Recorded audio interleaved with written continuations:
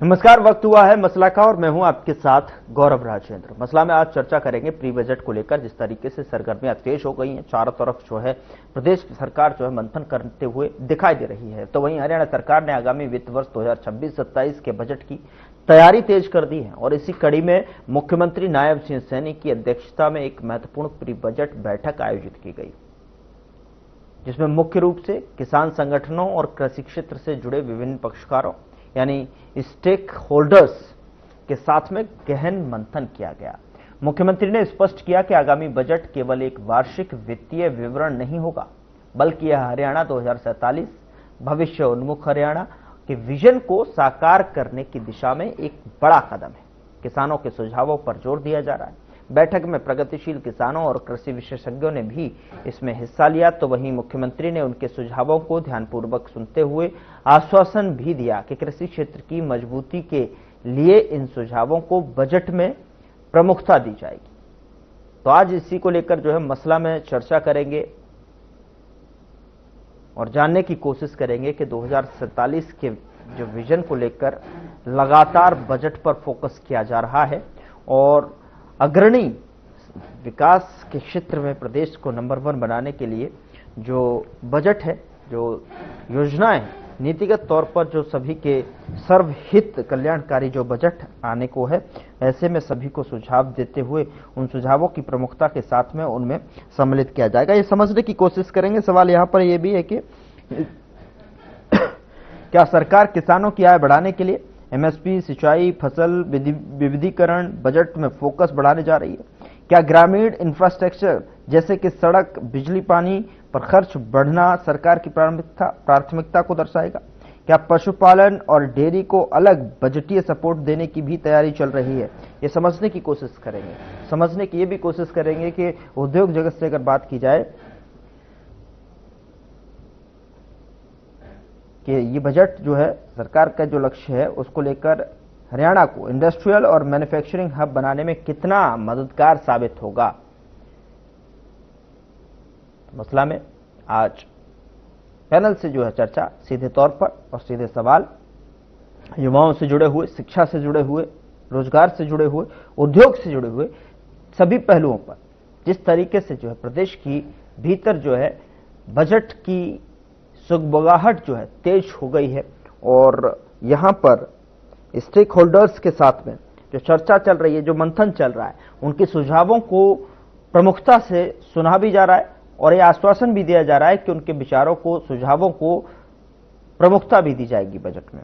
अब वो प्रमुखता किस तरीके से उस बजट में दिखाई देगी और वो बजट किस तरीके से सर्वहितकारी साबित होगा, ये समझने का विषय है और इस पर ही आज हम अपने पैनल से डिस्कशन करेंगे और डिस्कस करेंगे कि तमाम स्वास्थ्य व्यवस्थाओं को लेकर, सामाजिक सुरक्षा को लेकर, शहरी विकास को लेकर, पॉलिटिकल जिस तरीके से लगातार स्थिति बनी हुई है, महिला सशक्तिकरण की लगातार बात हो रही है, उस पर भी चर्चा करेंगे। हमारे साथ एक पैनल अब से कुछ देर पहले जो है जुड़ा हुआ है, मैं आपके साथ जो है उनका तारुफ करा देता हूं, जो कि लगातार जो है हमारे साथ बना रहता है और एक मसला में जो हेल्दी चर्चा होती है वो हम जो है अपने पैनलिस्ट के साथ में तमाम जनता के सवाल रखते हैं और जो है समझने की कोशिश करते हैं। हमारे साथ एक पैनल जुड़ा हुआ है, उनका तारुफ करा देता हूं, उसके बाद जो है चर्चा पर सीधा रुख करेंगे। सुभाष सप्रा, प्रवक्ता बीजेपी की तरफ से अपना पक्ष रखने के लिए जुड़ रहे हैं हमारे साथ। बहुत स्वागत है सर आपका।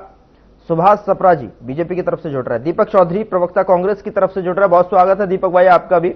और सुरेंद्र भाटिया, राजनीतिक विश्लेषक के तौर पर अपने पास हमारे साथ जो है स्क्रीन पर दिखाई दे रहे हैं। बहुत स्वागत है सुरेंद्र भाटिया साहब आपका भी। और सबसे पहले जो है दीपक चौधरी जी, मैं आपसे समझने की कोशिश करता हूं, उसके बाद जो है सुभाष जी आपके पास आऊंगा।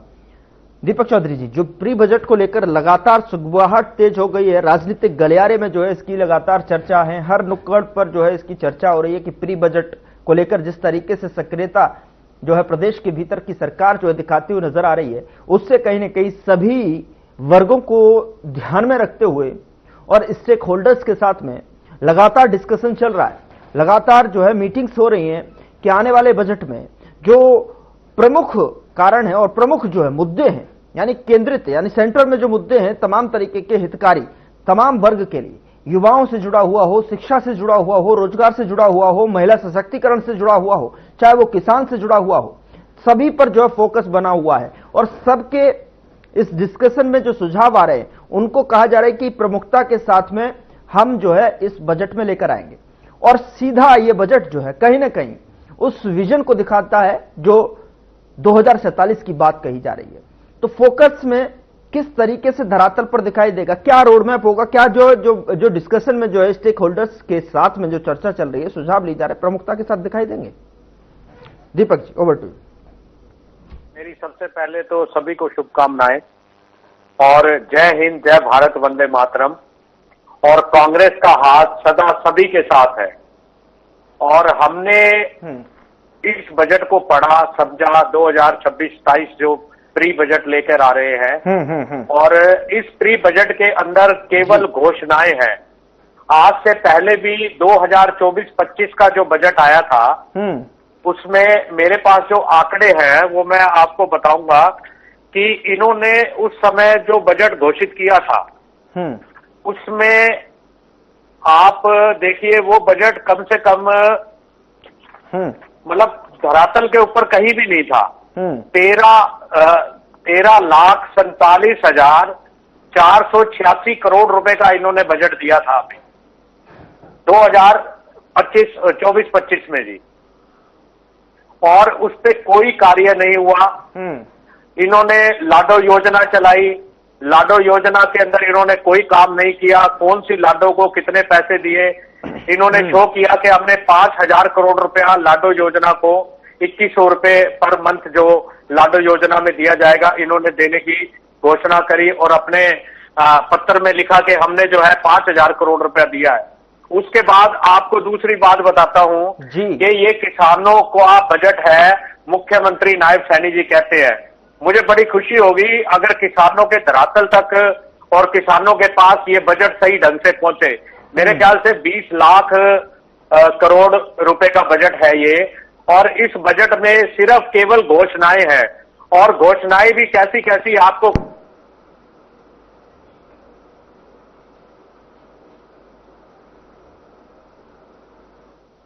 जी बोलिए।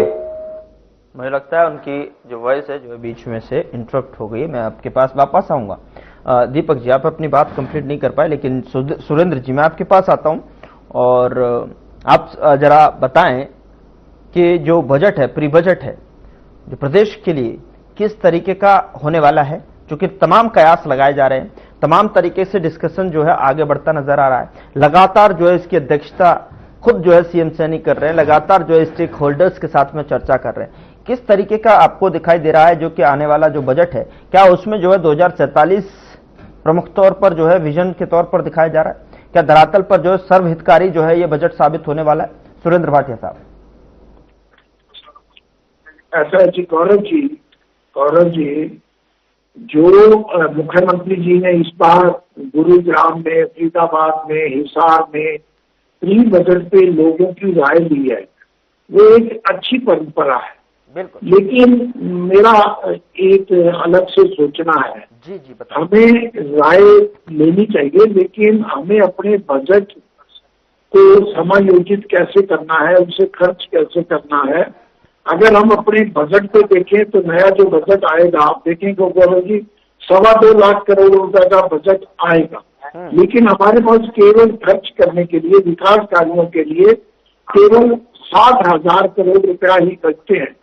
उनमें से एक बड़ी राशि लगभग 76,000 करोड़ रुपया जो है वो हम ऋणों की भुगतान है उसमें लग जाती है। पेंशन में 16,000 करोड़ रुपया लग जाता है। इसी प्रकार वेतन में लग जाता है। तो हमें, जैसे मैं 2-3 चीजें आपको बता दूं, 2024-25 का जो बजट की प्रति ये मेरे पास है, तो उसमें अगर हम देखेंगे पिछली बार ईवन की एनर्जी का जो बजट था उसको घटाया गया। 2024-25 में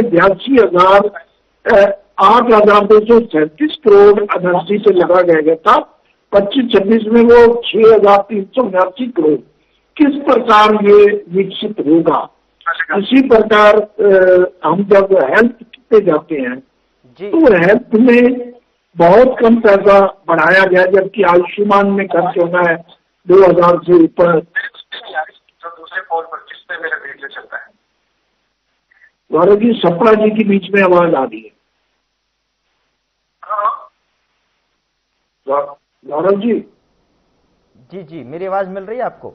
मुझे मिल रही है, लेकिन सपना जी बीच में फोन कर रहे हैं तो उनकी आवाज आ रही है। मैं ठीक है सर, ठीक है सर, आप अपने कंप्लीट कीजिए बात को सर। मैं उनका फ्रेम नहीं बन पा रहा है, और थोड़ा मेडिकल इसलिए पे विचलित हैं। एक तरफ सरकार ये कहती है कि हर जिले में मेडिकल कॉलेज बनाए जाएंगे और मेडिकल कॉलेज जैसे सिरसा है, फतेहाबाद है, 3 जिलों में इस समय सरकारी मेडिकल कॉलेज बनाए भी जा रहे हैं जी। लेकिन 2024-25 में जहाँ 9835 करोड़ रुपए बजट में था हेल्थ में, वहाँ 10,539 करोड़ रुपया, लगभग 702 करोड़ रुपए बढ़ाए गए हेल्थ के बजट में। और इतना जो बजट है वो सैलरी में, डीए में और चीजों में ही पड़ जाता है। कुछ खर्चे फिक्स खर्चे हैं। तो बजट तो समायोजित किस ढंग से किया जाए, किस ढंग से उसमें जो लूप होल है उनको हटाया जाए और किस ढंग से हम 2047 का विजन को तभी लेके चलेंगे हर वर्ष, हर 5 साल में, जैसे 5 ईयर प्लान पहले बनता था। आप अगर 2047 में देश को विकसित देश बनाना चाहते हैं तो उसको आपको हर साल का गोल सिद्ध करना होगा। जैसे स्मार्ट सिटी लेके आए 2015 में, बहुत अच्छा लगता था, लेकिन 2025 में उसको बंद कर दिया गया। और इवन के उसके अनेक प्रोजेक्ट, जैसे हरियाणा में करनाल और फरीदाबाद स्मार्ट सिटी 2 थे, लेकिन उन 2 स्मार्ट सिटी में से करनाल में 22 परियोजनाएं अभी भी पेंडिंग थी और वो जून 2025 में वो परियोजना बंद कर दी गई। पहले भी वो जवाहरलाल शहरी जो अर्बन मिशन के नाम से चलता था, शायद नाम चेंज करके लाया गया था। तो आपको निरंतरता रखनी होगी, निरंतरता रखनी होगी, निरंतरता यहाँ पर रखनी होगी। ठीक है सुरेंद्र भाटिया साहब, जो है मैं आता हूँ। ठीक है, दीपक जी कुछ बोलना चाह रहे हैं, दीपक जी बताएं। करनाल का तो 2.25 लाख करोड़ रुपए के आसपास का बजट और उसमें भी 60,000 करोड़ रुपए जो है ये सेव होंगे और 76,000 करोड़ जिस तरीके से खाका रखा है यहाँ पर भाटिया साहब ने, आप क्या कहना चाहेंगे? क्योंकि विपक्ष लगातार इस प्री बजट को लेकर जो मंथन चल रहा है उसकी जो आलोचना कर रहा है, लगातार इस पर जो है टिका टिप्पणी। ये सिर्फ लुभावना बजट है, लुभावना। ये जो सरकार है जुमलेबाजी की सरकार है, ये कोई काम करके राजी नहीं है।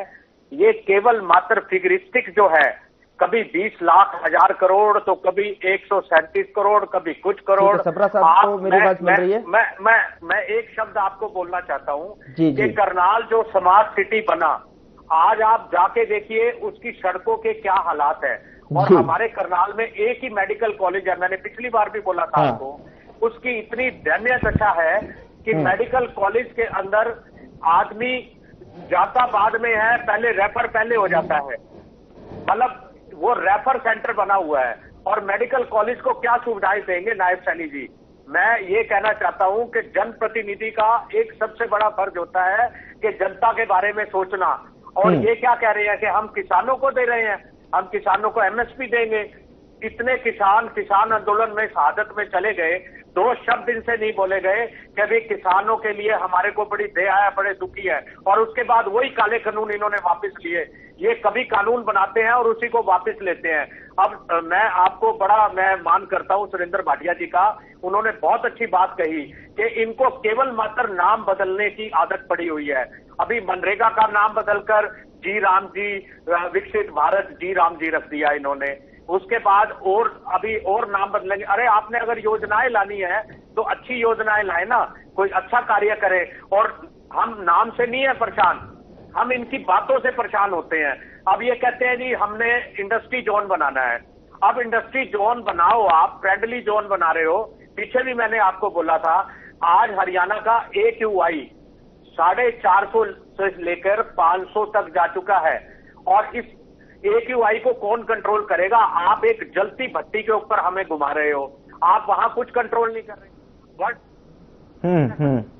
जी कितना पैसा लिया, पर्यावरण को बचाने के लिए। वो पैसा कहाँ लगा? 303 मिलियन डॉलर जो है ना वर्ल्ड बैंक ने दिया हमें हरियाणा में, उसका पैसे का कोई श्वेत पत्र ला के दिखाए। ठीक है, आता हूं मैं आपके पास में। काफी देर के बाद जो है सप्रा साहब की जो है मुझे लगता है कि कनेक्टिविटी हमारे बीच में हो रही है। सप्रा साहब, आवाज मिल रही है मुझे आपको मेरी? यस, आवाज मिल पा रही है क्या? हाँ जी, हाँ जी, आ रही है। ठीक है। सवाल आपसे यही है कि प्री बजट को लेकर हम चर्चा कर रहे हैं और लगातार जो है आपकी सरकार भी जो है लगातार आप लोग भी जो है डिस्कशन कर रहे हैं स्टेक होल्डर्स के साथ में। उसको लेकर जो है अगर देखा जाए, पहले बजट की तुलना की जाए और इस बार के बजट में कितना जो है अंतराल यहां पर दिखाई देगा, कुछ अंतर यहां पर स्पष्टीकरण धरातल पर दिखाई देता हुआ नजर आएगा? क्योंकि यहां पर हमारे साथ दीपक चौधरी जी भी हैं, सुरेंद्र भाटिया साहब भी हैं। अब से पहले जो है आपने शायद नहीं सुना होगा, आप तक नहीं जो है आवाज पहुंच पाई होगी। दोनों ने जो है इसकी आलोचना और जो है करते हुए यहाँ पर सुरेंद्र भाटिया साहब ने उनके डिटेल्स के साथ में, तथ्यों के साथ में गिनाया कि कितना बड़ा जो बजट होने वाला है और कहां जो है इसमें जो खर्च आने वाला है, कितना सेव होने वाला है। क्या लग रहा है आपको प्री बजट में जितने भी जो है सुझाव लिए जा रहे हैं उसकी महत्ता कितनी है और किस तरीके से जो है सर्वहितकारी यहाँ पर बजट होगा? क्योंकि लगातार जो है दीपक चौधरी जी कह रहे हैं कि कुछ इसमें नहीं है, लुभावने वादे हैं, लुभावना बजट होने वाला है। सभी साथियों को नमस्कार, जो भी हमारे साथ पैनल पे जुड़े हुए हैं। बिल्कुल, ये देखो, ये जो बजट पर जो चर्चा चल रही है, प्री बजट पर जो सीएम साहब ने पहले गुड़गांव में की, यूनिवर्सिटी में आकर, जहाँ पे सभी वर्ग को, सभी क्षेत्र के लोगों को उन्होंने टच किया, चाहे वो बुद्धिजीवी हैं, चाहे वो चार्टर्ड अकाउंटेंट्स है, चाहे वो गृहिणी है, चाहे वो व्यापारी है, चाहे वो इंडस्ट्रियलिस्ट है, सभी पंच सरपंच सभी को उन्होंने वहां पे इनवाइट किया और उनके सुझाव लिए। इसी तरह से हिसार में उन्होंने लिया, गुरु जम्भेश्वर यूनिवर्सिटी में, हरियाणा एग्रीकल्चर यूनिवर्सिटी में एक टाउन पार्क है, वहां भी उन्होंने सभी क्षेत्र के लोगों को उनसे विचार विमर्श कर रहे हैं भाई किस तरह का बजट होना चाहिए, आप क्या चाहते हो, और वहां पे सुझाव आए हैं। और अभी तो हमारे साथी कांग्रेस के, मैं उनका पीछे सुन रहा था इसी विषय पे चर्चा, वो ये कह रहे थे जी सीएम साहब ये बजट पे उनका तो इतना तजर्बा है, ऐसे सजेशन क्यों ले रहे हैं? और ये वैसे आपको बता दें, जितने भी हमारे साथी जुड़े हुए हैं, ये 7वीं बार इन्होंने ये जो बजट पे जो परामर्श हो रहा है, ये 7वां सेशन है, 7वां साल चल रहा है इसका। बताओ, मतलब परामर्श लेना, टाइम बदलता रहता है, हर चीज बदलती रहती है, उसके हिसाब से परामर्श लेना सभी क्षेत्र के लोगों से, हाँ जी, उसमें भी अपोजिशन इतराज करता है। तो इसमें अब जो हमारे आदरणीय प्रधानमंत्री जी का जो सपना है, जो डेवलप्ड कंट्रीज का, जो विकसित भारत का 2047 का जो उन्होंने संकल्प लिया है, ये सारा का सारा वही विजन है भाई, किस तरह से मतलब जो है ना सभी क्षेत्रों में समुचित विकास किया जाए। अब पुराना टाइम, अब चाहे आप आरोप लगाएंगे जी 2014 के बाद से आपने क्या किया, अब 2014 के बाद अब हरियाणा आप देखो कैसा इंफ्रास्ट्रक्चर है।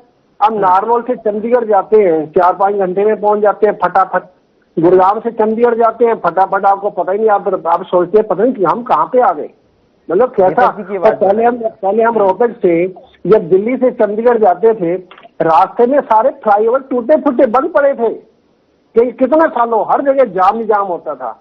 और अब आप देखो, आप मतलब अब आप ये कहेंगे जी गाड़ियां इतनी तेजी से चलती हैं, वहां पे एक्सीडेंट होने शुरू हो गए। मतलब यहाँ पे मतलब ऑपोजिशन का काम ये है। अब इसमें देखो, पुराना जो बजट था जो 2025 में सीएम साहब ने जो पेश किया था, ये 2,05,017 करोड़ का था, और वो मतलब 2024 की तुलना में 13.7% ज्यादा था, इंक्रीज हुआ उसमें। क्योंकि जो 2024 का जो बजट था वो 1,80,313 करोड़ था, तो नाउ मतलब it was increase last time. तो अब जिसमें सभी क्षेत्रों को उन्होंने टच किया। अब पिछली बार हिसार में जो उन्होंने सुझाव लिए थे सीएम साहब ने, पिछली बार भी हिसार में सेशन हुआ था, उसमें 161 बहुमूल्य सुझाव आए थे, और उनमें से 99 जो महत्वपूर्ण जो सुझाव थे, जो सजेशन थे, उनको शामिल किया गया वो जो बजट आया था 2025 का। अब इसी तरह से जो सजेशन जो आ रहे हैं, अभी हिसार में भी अभी एक मैडम दहिया बोल रही थी जी इस तरह से होना चाहिए, महिलाओं का ध्यान होना चाहिए, महिला किसान का होना चाहिए। तो सीएम साहब ने बोला भाई हम करेंगे, we will do our best. तो इसमें बिल्कुल वैसा ही जिस तरह से पहले होता रहा, सभी क्षेत्रों को इसमें टच किया जाएगा, चाहे वो इंडस्ट्री है, चाहे स्वास्थ्य है, चाहे शिक्षा है, चाहे कृषि है। अब किसानों को आज देखो आप, मतलब जो है किसानों की मतलब किस तरह से, अब पीछे इतराज होता था भाई नकली बीज मिलते हैं या ये आरोप लगते थे। अब विधानसभा में स्पेशल सीएम साहब बिल लेके आए इसके लिए, जो नकली बीज ना हो, मतलब उनको जो है ना प्रताड़ित किया जाए जो लोग ये गलत करते हैं, इस तरह के बिल आए हुए हैं। तो अब आप कहेंगे जी शिक्षा में क्या हो रहा है? अब शिक्षा में अब आप ठीक है, कई जगह वैकेंसी होती है, परंतु अब आप ये देखो, आप नई जो है ना अभी प्रोफेसर की अपॉइंटमेंट चल रही है, और कितने बढ़िया रिजल्ट आ चुके हैं, दे आर ऑल हैप्पी। और किस तरह से पहले पर्ची खर्ची चलती थी, हाँ जी, किस तरह से पहले ट्रांसपेरेंसी होती नहीं थी बिल्कुल ही। बड़े बड़े हमारे नेता पुराने जी जेलों में पड़े रहे भर्ती घोटाले में, तो अब कितनी ट्रांसपेरेंसी है, किस तरह के रोल। ठीक है, फाइनल कमेंट की तरफ हरियाणा, मैं एक बात कहूंगा गौरव जी, एक बात मेरी सुन लीजिए, समय के भीतर बोल दीजिए सर। जो हरियाणा है ना, हरियाणा आज बेरोजगारी दर के अंदर नंबर 1 पे है। ठीक है, और हरियाणा कांग्रेस के बेरोजगारी टाइम नंबर 1 में पर है। Subhash ji 5 second counter. दीपक चौधरी जी बैठे हैं, वो बता रहे हैं, ये आपका जो है ना प्राइवेट एजेंसी का डाटा है, ये जो प्राइवेट एजेंसी है ये इसका data, it is government picture. Surendra Bhatia साहब, फाइनल कमेंट मैं आपसे लेना चाह रहा हूँ सर। नेशनल क्राइम ब्यूरो का डाटा है कि सुरेंद्र भाटिया साहब, महिलाओं के ये जो बजट पर दोनों ही प्रवक्ता कहते नजर आ रहे हैं, क्या वाकई में जो है इसमें और ज्यादा जो संभावित जो दिखाई दे रहा है, जो पिछले के मुकाबले इसमें क्या कुछ जो है इस बार खास रहने वाला है? गौरव जी इस बार लाडो लक्ष्मी स्कीम पर कुछ पैसे बढ़ाए जाएंगे, जबकि पिछली बार बिल्कुल कम पैसा रखा गया था, इसलिए शर्तें लेके आए गए, क्योंकि पंजाब का चुनाव है और मुख्यमंत्री जी पंजाब में सबसे ज्यादा प्रचार कर रहे हैं, तो कंपैरिजन करने के लिए कुछ चीजें हरियाणा में सुधारनी जरूरी। तो इसके अतिरिक्त मेरा ये मानना है, हरियाणा में करप्शन को निचले स्तर पर जो करप्शन है उसको ठीक करने की जरूरत है। जो मुख्यमंत्री की घोषणाएं हैं उनको पूरा समय पर अगर हम पूरा करेंगे तो उसको खर्चे के अंदर हम खर्च पूरा कर सकते हैं। बिल्कुल ठीक है सर, समय की थोड़ी सी यहाँ पर कमी है और जो है समय से ज्यादा आगे बढ़ने की मुझे इजाजत नहीं दे रहा है। माफी के साथ तीनों ही मेहमानों का शुक्रिया करना चाहूंगा और रोकना भी चाहूंगा। और सुभाष सप्रा जी, दीपक चौधरी जी, सुरेंद्र भाटिया साहब, बहुत बहुत शुक्रिया चर्चा में शामिल होने के लिए, अपना कीमती वक्त हमारे साथ साझा करने के लिए और दर्शकों तक जो है अपना पॉइंट ऑफ व्यू रखने के लिए। लेकिन देखने वाली बात ये होगी कि जिस तरीके से लगातार बजट को लेकर राजनीतिक गलियारे में जो है सुगबुगाहट तेज हो गई है, स्टेक होल्डर्स के साथ में चर्चा की जा रही है, तमाम वर्गों के साथ में चर्चा की जा रही है, उनके विचारों को रखा जा रहा है और सुझावों को जो है वहां से कलेक्ट किया जा रहा है। कहा यह भी जा रहा है कि इसमें से अधिकतम जो सुझाव, महत्वपूर्ण सुझाव होंगे उसमें बजट में जो है जगह दी जाएगी। लेकिन वक्त बताएगा कि किस तरीके से जो है इस बार का जो बजट है, जो प्री मंथन इस पर चल रहा है, प्री बजट मंथन अब तक होता हुआ नजर आ रहा है, उसमें बजट में किस तरीके से बढ़ोतरी कौन से सेक्टर में की जा रही है, ये देखने वाली बात होगी। फिलहाल मसला में इतना ही, नमस्कार।